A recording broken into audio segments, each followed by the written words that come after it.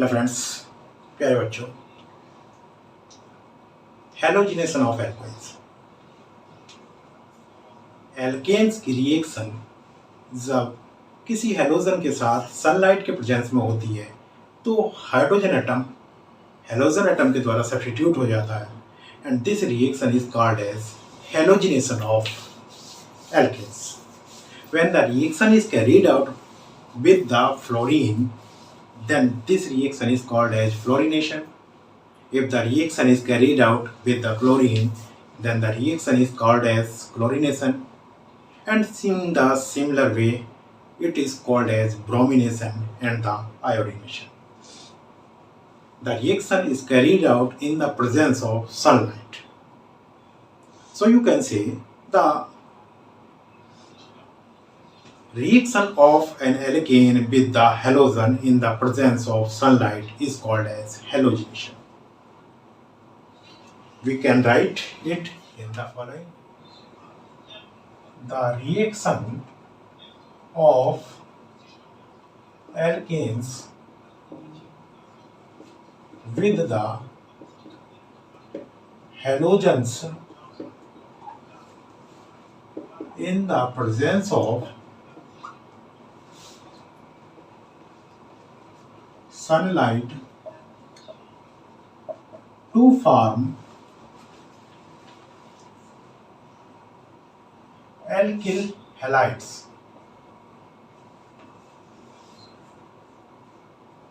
is called as halogenation of alkanes. We can obtain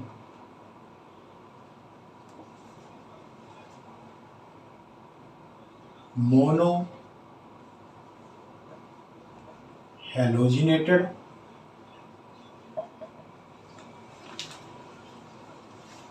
dihalogenated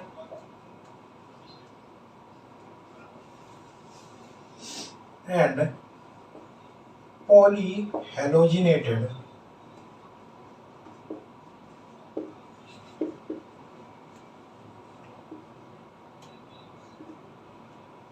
alkane derivatives. When the reaction is carried out with the fluorine,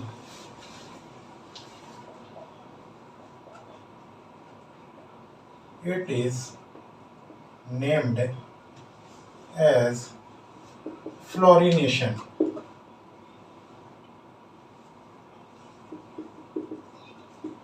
In the case of chlorine, it is called as chlorination, and in the similar way, bromination and iodination.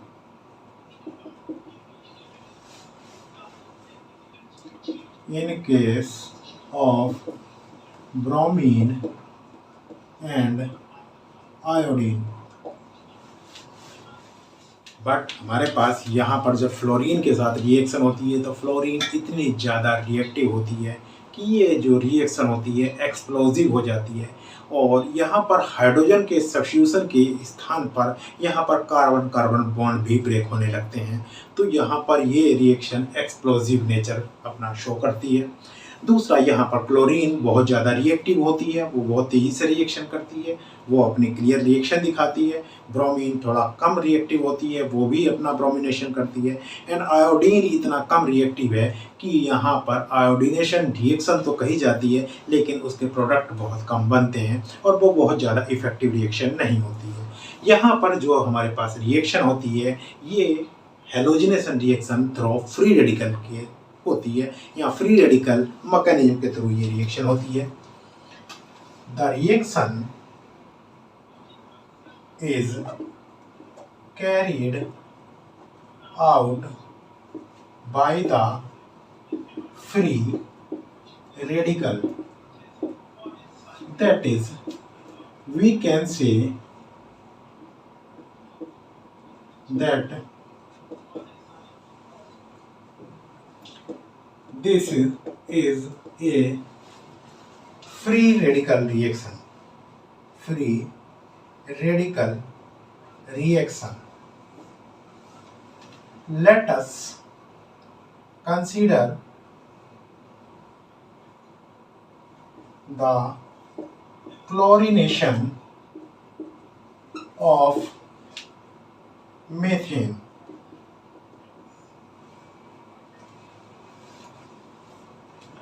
यहाँ पर methane के साथ जब chlorination होता है sunlight की presence में,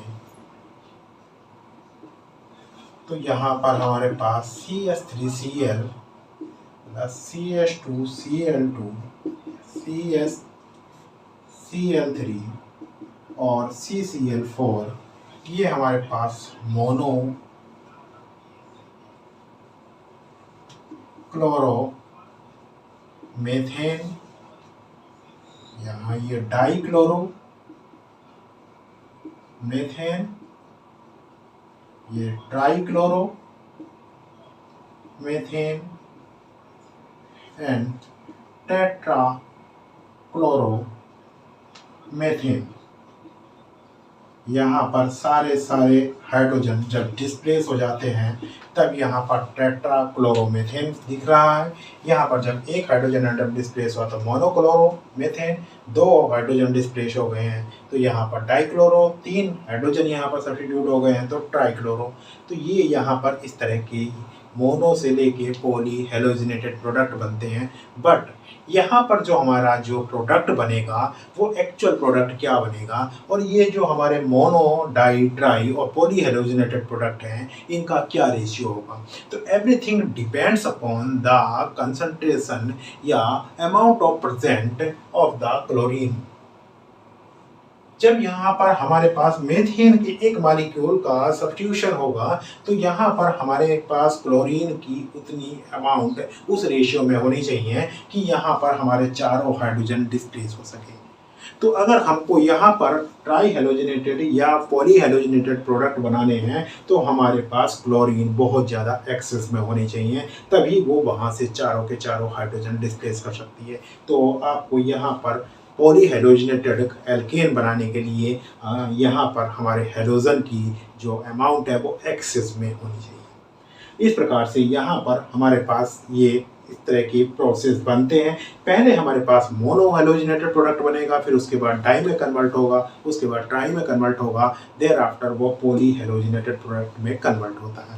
यहाँ पर हमारे पास चूंकि ये फ्री रेडिकल मैकेनिज्म है तो फ्री रेडिकल मैकेनिज्म ये 3 स्टेप्स से होकर गुजरती है। इसके 3 स्टेप्स होते हैं जिसके तहत ये यहाँ पर रिएक्शन होकर कंप्लीट प्रोडक्ट फॉर्म करती है। तो सबसे पहले उसका जो स्टेप आता है, नंबर 1 स्टेप जो है वो इसमें chain initiation step.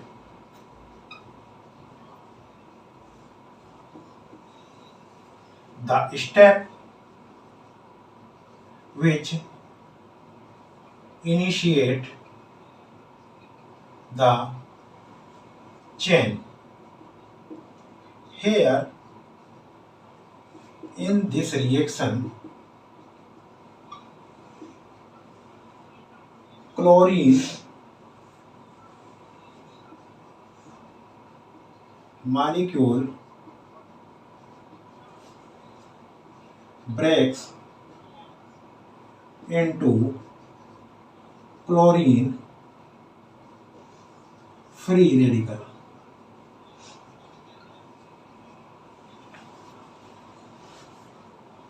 Which initiate this reaction. ये यहाँ पर chlorine molecule chlorine free radical में ब्रेक हो जाता है। This is chlorine free radical, this is chlorine free radical. यहाँ पर हमारे पास जो ये स्टेप है, दिस इज कॉल्ड है चेन इनिशिएशन स्टेप। ये यहाँ पर चेन को इनिशिएट कर रहा है, क्लोरीन मॉलिक्यूल से क्लोरीन फ्री रेडिकल में कन्वर्ट हो रहा है। नाउ ये अब इस रिएक्शन को आगे बढ़ाता है। वो सारे स्टेप्स जो रिएक्शन को आगे बढ़ाने में मदद करते हैं, जो रिएक्शन को कैरी फॉरवर्ड करते हैं, वो चेन प्रोपोगेशन स्टेप कहलाते हैं। तो हमारा सेकंड स्टेप है chain propagation step. Now second is chain propagation step.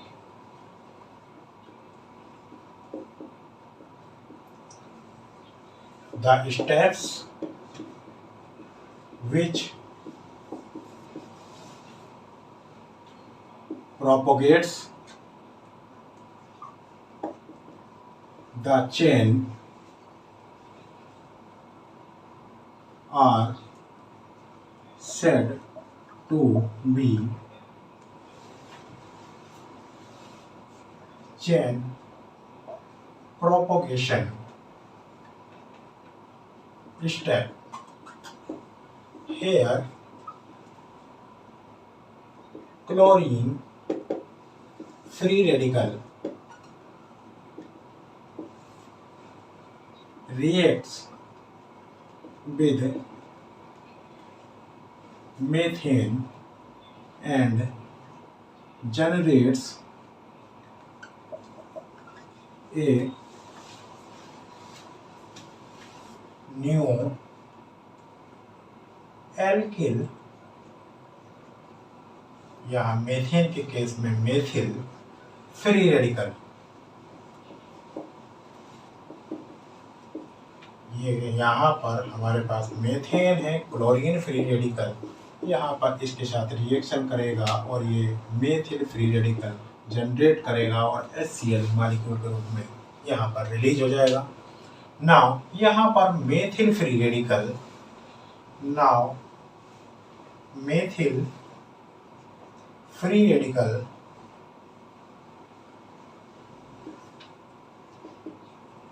reacts with the chlorine molecule and form the methyl chloride and also generates a chlorine free radical which propagates the chain again. So it is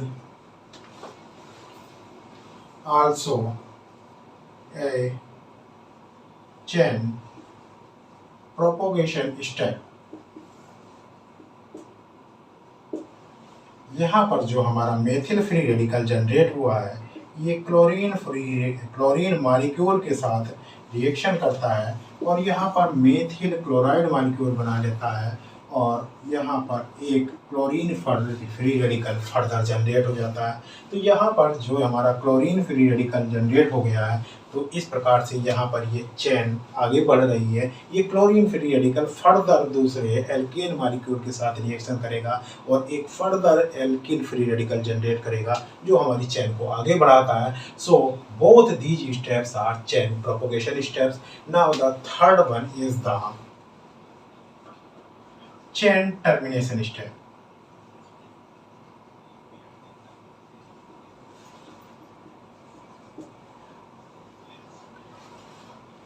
The steps which terminates the chain are called as chain termination steps. वो सारे steps जो इस process में chain को terminate करते हैं वो chain termination step कहलाते हैं। Such as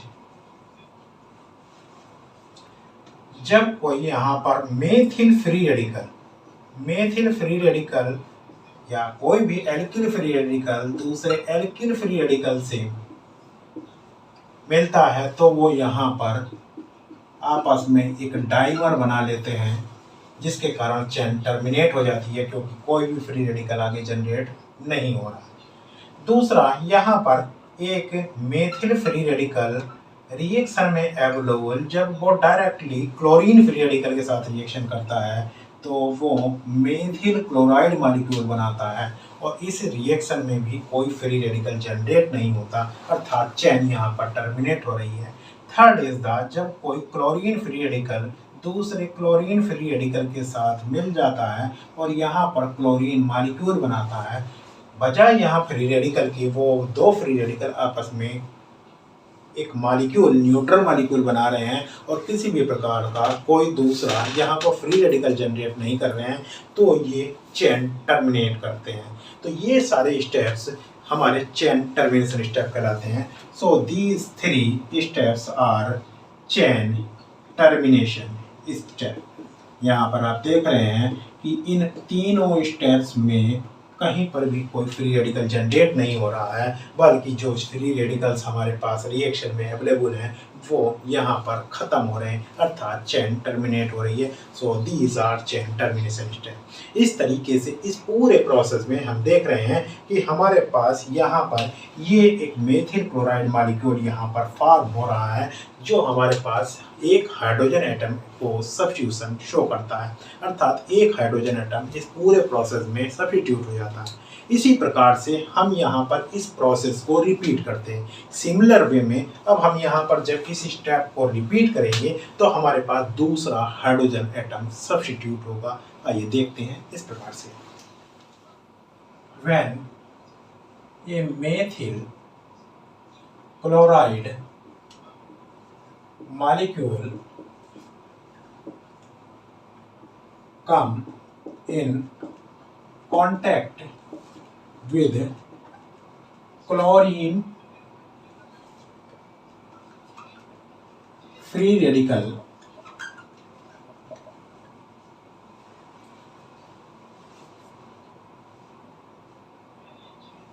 a monochloromethane free radical is formed, and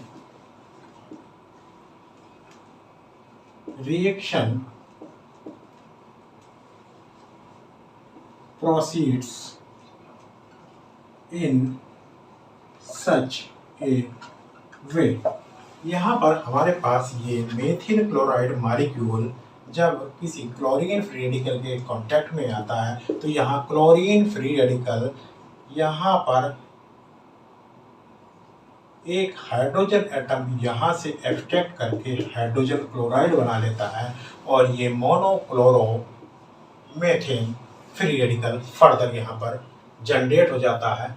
इस प्रकार से यहाँ पर अब ये जो हमारे पास फ्री रेडिकल जनरेट हुआ है ये यहाँ पर एक क्लोरीन मॉलिक्यूल से रिएक्शन करेगा और CH2Cl2 मॉलिक्यूल बना लेगा, और इसी वे में by the repetition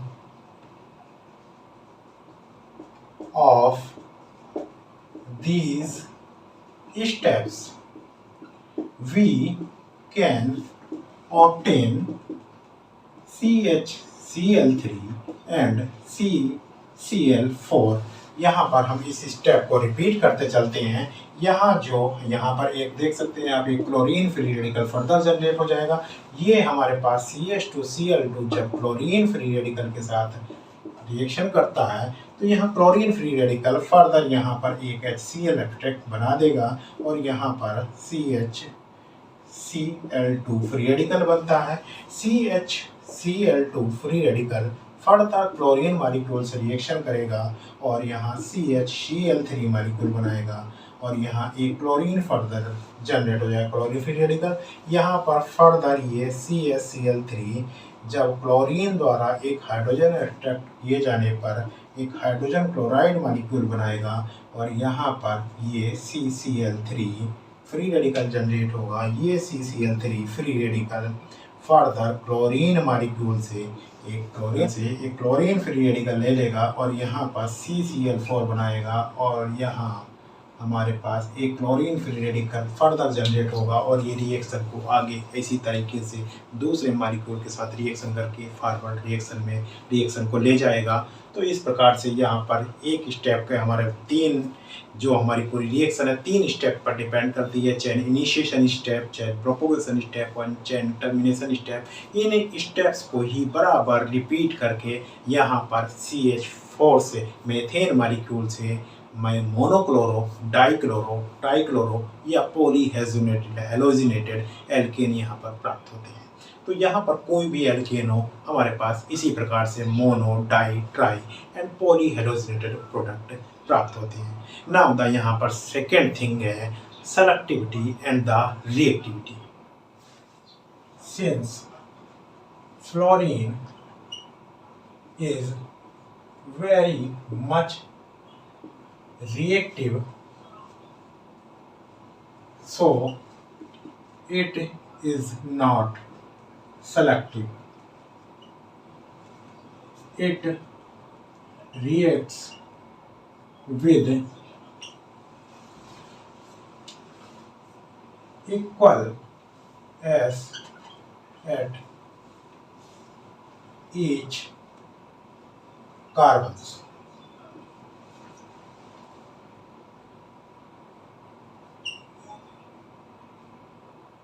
In the case of chlorine, it is also very reactive, so it is also not very selective.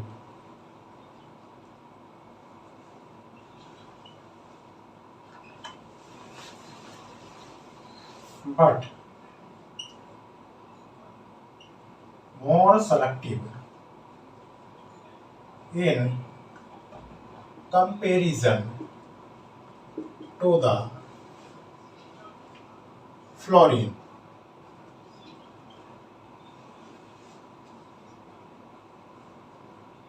For example,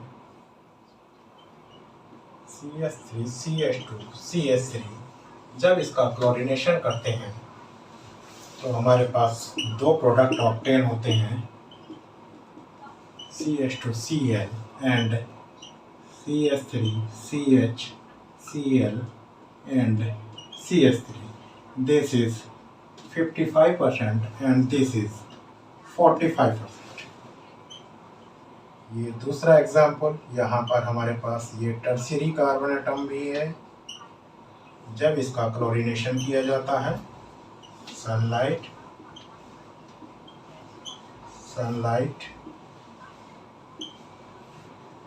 तब Cl CH3 प्लस यहाँ पर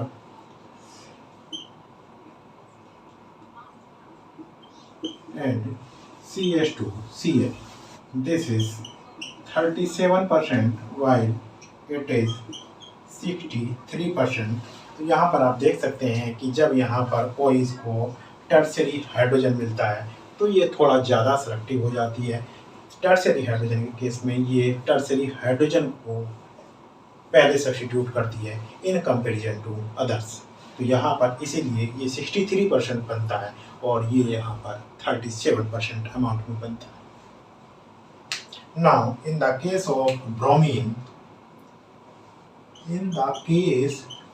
of bromine, it is less reactive, so it is very much selective. For example, हमारे पास अगर ये एक example है जब इसका ब्रोमिनेशन किया जाता है एट 127 डिग्री सेंटीग्रेड, तो यहाँ पर जो प्रोडक्ट फॉर्म होता है वो टर्शियरी हाइड्रोजन को ये डिस्प्लेस करती है और ये हमारे पास 99% प्रोडक्ट ऑब्टेन होता है। तो आप देख सकते हैं कि ये केवल टर्शियरी हाइड्रोजन एटम को ही प्रेफर कर रही है यहाँ पर सब्स्टिट्यूट करने के लिए। So bromine is very much selective in comparison to others. And the case of iodination, iodine बहुत ही कम रिएक्टिव है, या आप कह सकते हैं इसकी जो रिएक्टिविटी है बहुत ही नेग्लिजिबल है। आयोडीन एकदम रिएक्टिव नहीं है, सो इसके प्रोडक्ट भी नहीं फॉर्म होते हैं और इसीलिए यहाँ पर इसका सेलेक्टिविटी की कोई बात ही नहीं होती है। तो according to reactivity selectivity rule की अगर बात करें तो greater the reactivity lesser will be the selectivity, और lesser the reactivity, greater be the selectivity. According to reactivity, selectivity rule,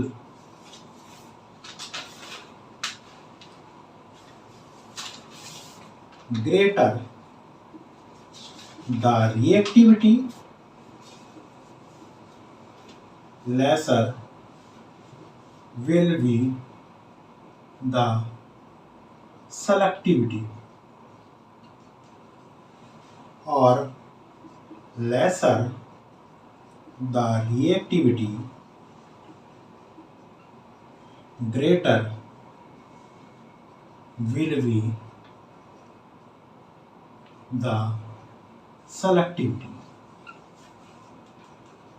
तो यहाँ पर हम देख रहे हैं कि जो हमारी रिएक्टिविटी होती है वो रिएक्टिविटी हमारी इस ऑर्डर में होती है,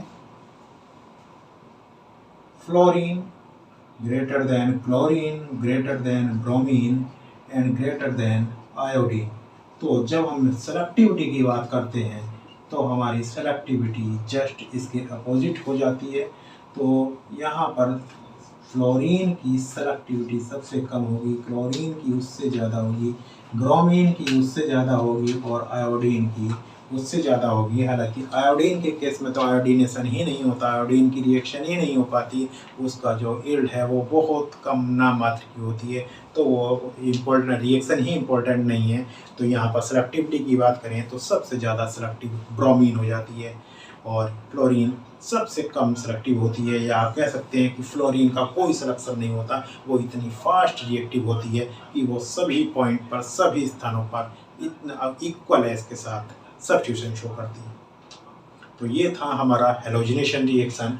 जब हम किसी भी हेलोजन के साथ यहाँ पर किसी एल्केन को ट्रीट करते हैं, या एल्केन की जब हेलोजन के साथ रिएक्शन होती है in the presence of sunlight या फिर हाई टेम्परेचर पर, तब यहाँ पर एक एक करके सारे हाइड्रोजन यहाँ पर हेलोजन के द्वारा डिस्प्लेस हो जाते हैं और मोनो हेलोजिनेटेड, डाई हेलोजिनेटेड और पॉली हेलोजिनेटेड। इस प्रकार से हम लोग एल्केन का हेलोजिनेशन, फ्लोरिनेशन, क्लोरिनेशन, ब्रोमिनेशन करते हैं। Thank you.